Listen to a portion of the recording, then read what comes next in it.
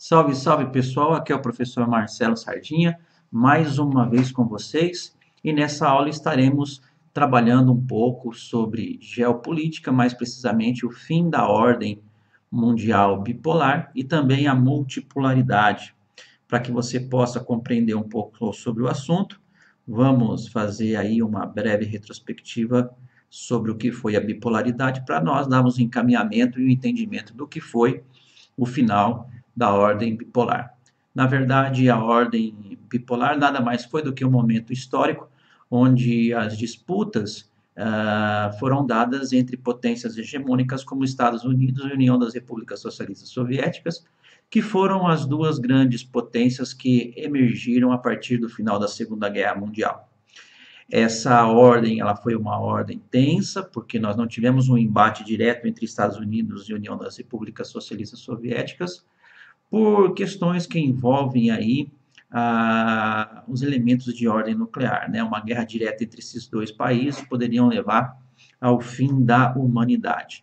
Nós tivemos várias tensões entre esses dois países ao longo da história, mas é a partir dos anos 80 que nós vamos ter o início do fim da bipolaridade. E eu queria falar um pouco para vocês sobre esse fim. Esse fim é estabelecido no momento em que, dentro da União Soviética, nós temos a chegada ao poder de um líder chamado Mikhail Gorbachev. Então, desde os anos 70, finalzinho de 70, início dos anos 80, nós tínhamos aí um relaxamento das tensões entre Estados Unidos e União das Repúblicas Socialistas Soviéticas. Por conta dessa instabilidade, ocorreu vários planos de desarmamento e esse relaxamento fez com que nós tivéssemos a chegada ao poder, ao Partido Comunista da União Soviética, de Mikhail Gorbachev, que começa a querer implantar no país algumas modificações. Modificações essas que vão desde a ordem econômica quanto da ordem política. É aí que é desenvolvido, então, nos idos dos anos de 1980, por volta de 85, a perestroika e glasnost. Né? A perestroika quer dizer reestruturação econômica, seria uma forma em que a União Soviética passaria a fazer a mesma coisa que a China fez, uma abertura para investimentos estrangeiros, e a entrada de capital e avanço científico e tecnológico nas suas indústrias, e do ponto de vista político, uma maior democracia proposta na Glasnost, que seria a transparência política. Tá? Na essência, uma proposta que era relativamente interessante, porque algo semelhante havia dado certo na China, porém, contudo, todavia, entretanto, dentro da União Soviética, isso, ao invés de fortalecer o país, vai enfraquecer, fazendo com que nós tenhamos aí, nesse enfraquecimento, né, a abertura para vários países do leste europeu, como você vê aqui no mapa, nessa região, procurando a sua independência e não ter mais envolvimento com o próprio socialismo. Né? Então é importante você entender que esse enfraquecimento vai promover, dentro da antiga União das Repúblicas Socialistas Soviéticas, vários movimentos de independência, que vai culminar na independência da Bielorrússia, da Moldávia, da Ucrânia, da Armênia, o Azerbaijão, a Geórgia, aqui próximo, o Cazaquistão, Turcomenistão, Uzbequistão, Quirguistão, Tadiquistão, e vai chegar um determinado momento em que a própria Rússia, né, vai promover a sua independência, vai ser criada então a Federação Russa. E na tentativa de manter angariar esses vários países, inclusive eles a Letônia, Estônia, a Lituânia aqui em cima, vai ser criada a SEI, a Comunidade dos Estados Independentes. De todas as antigas repúblicas, todos praticamente participam, menos a Estônia, Letônia e Lituânia. É nesse momento que surge uma nova realidade, aquele mundo bipolar acaba e nós temos uma nova realidade, né, que passa a ser uma disputa a nível de mundo entre os países capitalistas. Nesse momento, as principais potências econômicas eram Estados Unidos, Alemanha e o Japão. Tá? Então é importante a gente entender, aqui você tem uma foto do Vladimir Putin, mais o antigo, né, secretário-geral da antiga União das Repúblicas Socialistas Soviéticas, Mikhail Gorbachev. O Prêmio Nobel da Paz, né, porque a partir dessas medidas que ele tomou, nós tivemos aí uma diminuição da tensão entre esses dois países, tá? Então, bem interessante a gente estar entendendo como é que foi esse fim, né? E esse fim vai fazer com que nós tenhamos, no final do século XX, início do XXI, o desenrolar de uma nova ordem, que alguns acreditam que seja multipolar, outros acreditam que ela é unipolar, tá? Então é importante estarmos antenados a respeito disso. Com relação às implicações que envolvem o fim da antiga União das Repúblicas Socialistas Soviéticas, como resultado, logo de cara, você tem um enfraquecimento do poder socialista no leste europeu, especialmente na Alemanha, que era dividida entre a Alemanha Ocidental, Oriental, a República Federativa da Alemanha e a República Democrática, respectivamente a Alemanha Ocidental e a Oriental, e de cara nós temos aí em 89 a queda do símbolo desse mundo bipolar, que é o Muro de Berlim. Você vê a imagem aí. Já no ano seguinte, 1990, nós temos a reunificação das Alemanhas. E como resultado dessa influência, nós tínhamos um país bem próximo à Alemanha ali, ó, né, próximo à Polônia também, à Áustria, era um país chamado Tchecoslováquia. Então, através de uma revolução muito tranquila, né, os grupos étnicos aqui acabaram promovendo uma divisão do país. Surge então a República Tcheca e surge também a Eslováquia. Essa divisão foi bem tranquila, mas vão existindo outras divisões também, né? Uma divisão que não foi nada tranquila é a divisão da Iugoslávia, ex-Iugoslávia. Só para você entender o que é a Iugoslávia, olhando o mapa, tá vendo a Itália aqui, ó, o Mar Adriático? Estamos falando da Áustria, da Hungria, aqui em cima. Acabei de mostrar para você ali a República Tcheca, a Eslováquia, a Bulgária, a Romênia, né, a Albânia, a Grécia aqui, né? Pro lado de cá você vai ter a Alemanha, você vai ter aqui a França, enfim, essa seria a porção meridional da Europa, mais precisamente a região dos Balcãs, né? Bom, essa região é muito curiosa para você entender a fragmentação dela, né? Já logo de cara com o final da Primeira Guerra Mundial, você tem uma aglutinação dessa região no reino dos sérvios e croatas. Durante a Segunda Guerra Mundial, você vai ter essa região fazendo uma resistência muito grande com relação ao nazismo. Quando acaba a Segunda Guerra Mundial, um general que lutou bastante nessa região com relação à presença do nazismo é o Tito. E o Tito, então, ele consegue fazer com que essa região se una em torno de um país que passa a se chamar Iugoslávia, tá?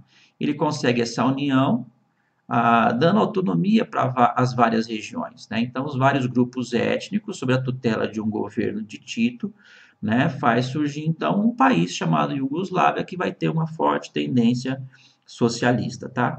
Você vai ter, então, a Iugoslávia, vivendo aí ao longo da segunda metade do século XX, anos 50, 60, 70. Nos anos 80, morre o Tito, e automaticamente com a morte dele você vai ter a queda do sistema socialista, fazendo com que a região passe por um processo de independência dos seus diferentes grupos étnicos, né? A primeira região a proclamar sua independência é a Eslovênia, essa regiãozinha aqui.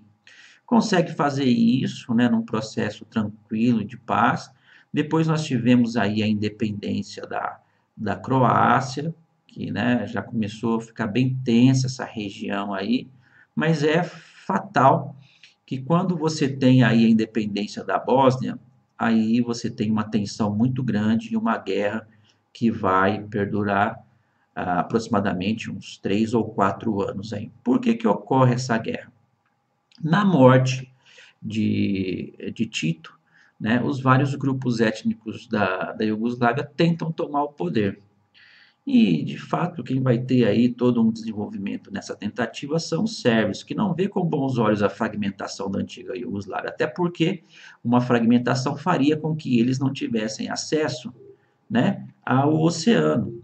E não se esquecendo que os sérvios, tradicionalmente, sempre foram aí aliados muito próximos da Rússia, da antiga União das Repúblicas Socialistas Soviéticas. E outra coisa importante que nós temos que entender é que a Bósnia é um mosaico étnico. Aqui dentro você tem sérvios, você tem croatas, você tem bósnios muçulmanos.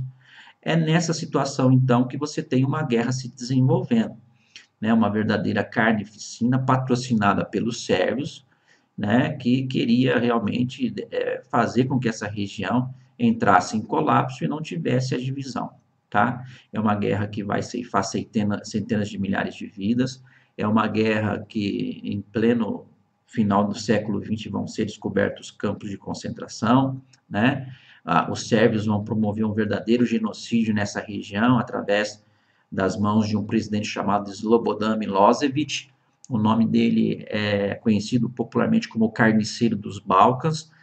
Tamanha a influência dele, né, e o genocídio na região, que a OTAN, que tinha o papel de defender a, vamos dizer assim, a porção ocidental da Europa de um possível ataque oriental, nessa nova realidade, acaba fazendo bombardeios a Belgrado, né, que é a capital aqui da Sérvia, para conter o avanço dos sérvios sobre essas regiões, tá? Para tentar mediar a paz aqui, é assinado um acordo, o acordo de Dayton, nos Estados Unidos, e aí o país acaba ficando fragmentado em várias partes, né, devido a essa guerra aí, tá? Depois nós tivemos aí o surgimento de um país chamado Sérvia-Montenegro, aí Montenegro acaba ficando independente, Macedônia também, nesse processo passa por independência, em 2008 Kosovo proclama sua independência, tá? Dentro da Sérvia, o que sobra do que era a antiga Iugoslávia é a Sérvia, né? Ainda pode surgir um país aqui na região mais ao norte da Sérvia que quer a sua independência, e é um país que, se surgir, vai se chamar de Voivodina, tá? Então, uma região bem interessante você entender as implicações do final da bipolaridade, implica em uma fragmentação, numa reorganização política territorial, né, de vários países, tá bom? Então, bem legal você estar antenado com relação a isso aí. Bom, outra região importante de conflitos que vocês têm que ficar atentos com relação à fragmentação da União Soviética, lembra? Ó, Estônia, Letônia, Lituânia, Bielorrússia, Moldávia e a Ucrânia, né? Você sair da Ucrânia, aqui a Península da Crimeia, esse aqui é o Mar Negro. Então você entra numa área que é o chamado Cáucaso, ó, essa regiãozinha aqui, ó, que eu acabei de destacar lá, estou ampliando aqui para você, entre o Mar Negro e o Mar Cáspio, entre o Mar Negro e o Mar Cáspio. Existe uma área chamada de Cáucaso.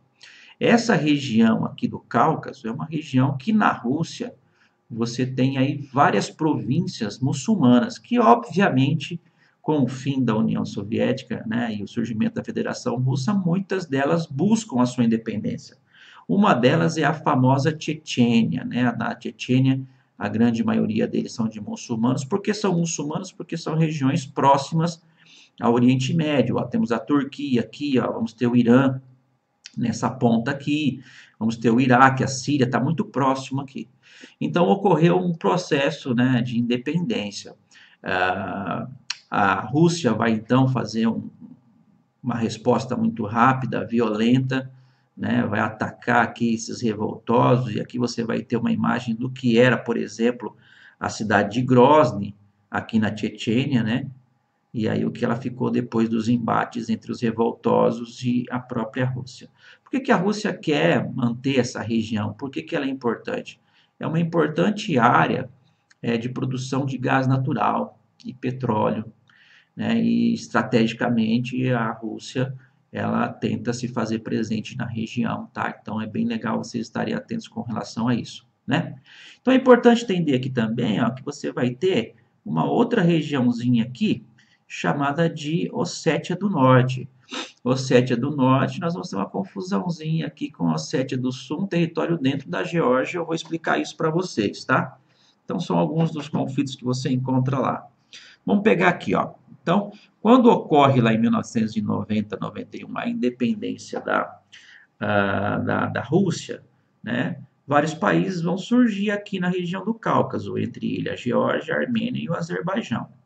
Quando a Geórgia fica independente, ela traz consigo dois territórios, a Ossétia do Sul e traz consigo a Abcásia. Só que as pessoas que vivem nesses territórios nunca fizeram questão dessa anexação à Geórgia. Por exemplo, na Ossétia do Sul, o interesse deles era ficarem anexados à Rússia. Percebe? E aí você acaba tendo o surgimento de movimentos separatistas aqui, inclusive na medida em que a Geórgia agora passa a receber investimentos e tem uma maior aproximação com o Ocidente, países da Europa Ocidental. A Rússia, não vendo isso com bons olhos, passa a armar os revoltosos para pressionar o governo da Geórgia, né, em Tbilisi, a dar independência e eles fazerem parte da Rússia. Então tivemos uma guerra aqui, uma tensão muito interessante aqui.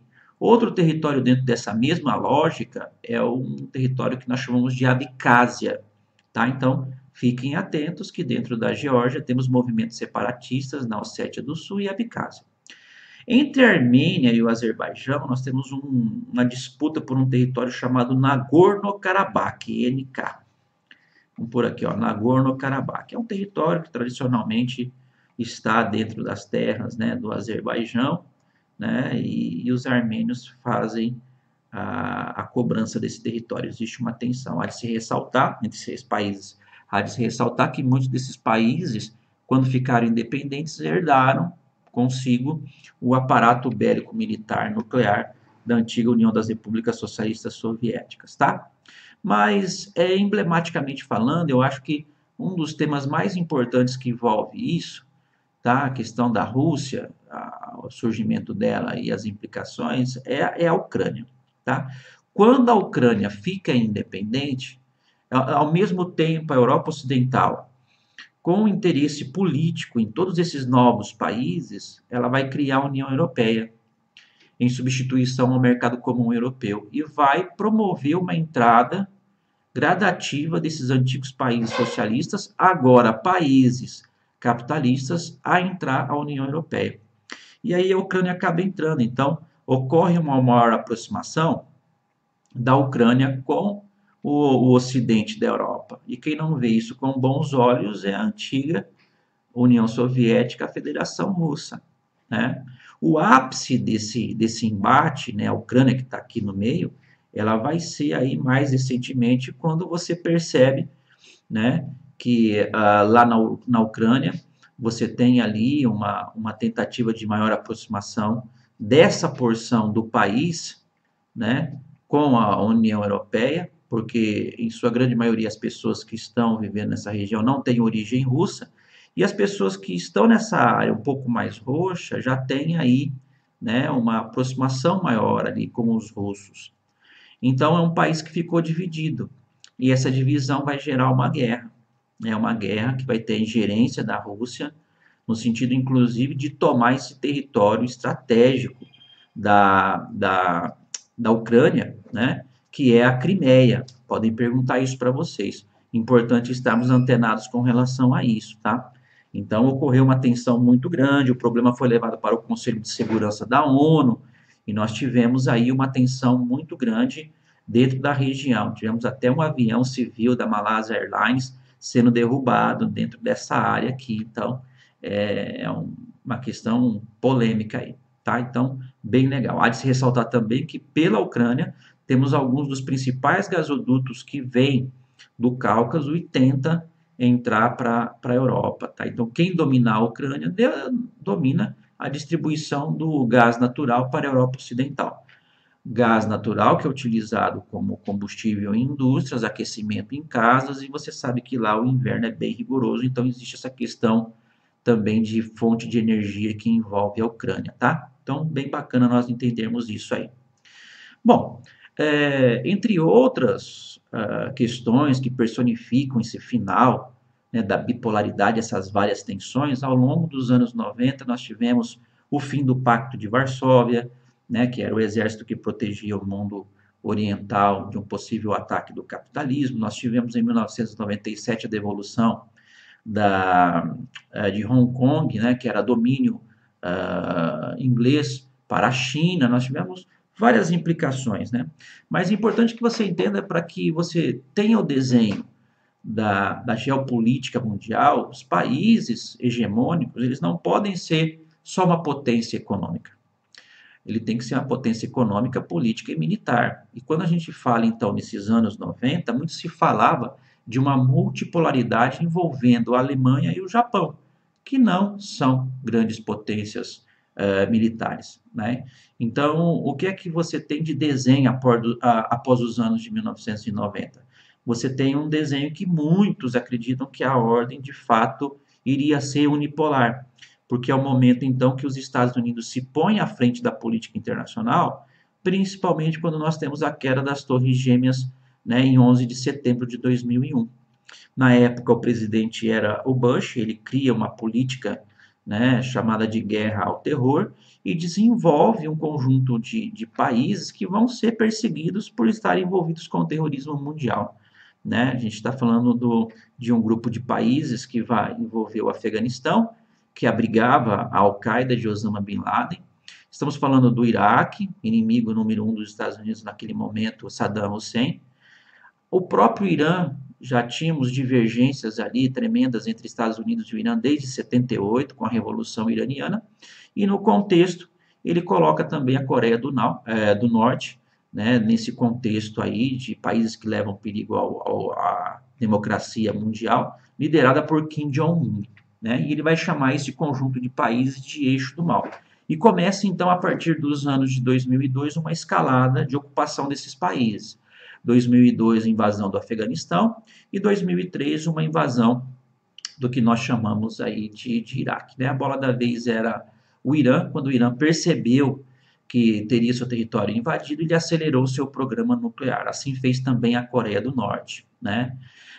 Os anos de 2005 e 2006, né, são anos aí que você vai perceber um embate político na comunidade internacional. Isso tudo vai culminar ali nos idos dos anos de 2008, né, com a saída do poder nos Estados Unidos de Bush e a entrada de Obama. É quando o Obama, então, assume e a política internacional na região é desenvolvida através de uma tentativa de manipulação de alguns governos contrários aos interesses do Ocidente, investindo em revoltosos. É quando surge a Primavera Árabe, né? Primavera Árabe que ocorre ali a princípio na Tunísia, no Marrocos, depois no Egito, e o ápice disso tudo vai ser lá dentro do Iraque, principalmente na Síria.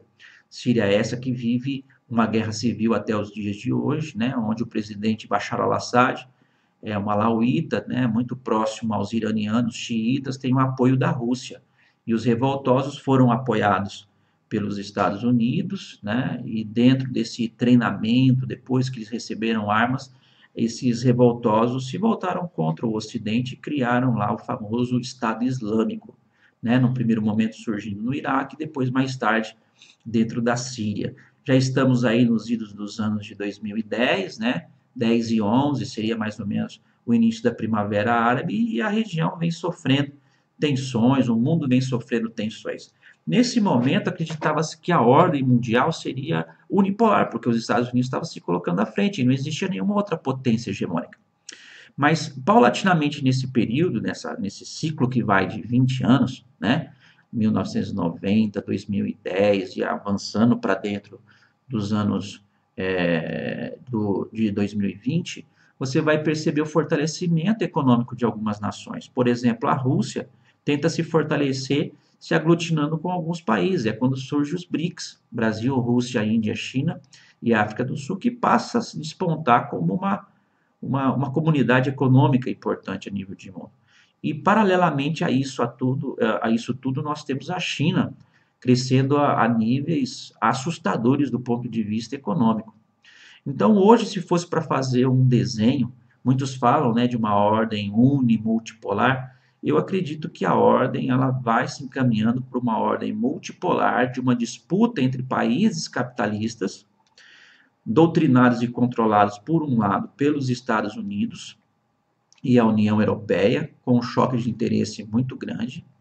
Por outro lado, nós vamos encontrar, vou por aqui o E para vocês entenderem, nós vamos encontrar uma presença cada vez maior da Rússia, se impondo como uma potência não só bélica, mas também econômica, tá? E paralelamente a isso aí você tem um crescimento cada vez maior, e estamos falando de quem? Estamos falando da China, tá? Então é importante você estar atento ao que vem acontecendo com relação a essa nova ordem mundial ou nova ordem internacional, tá? tá bom? Então, bem legal nós entendermos isso aí, tá? Aqui nós finalizamos essa parte de fim de bipolaridade e também concluímos essa parte de multipolaridade. Espero que você tenha compreendido a aula. Sucesso e até a próxima. Tchau, tchau.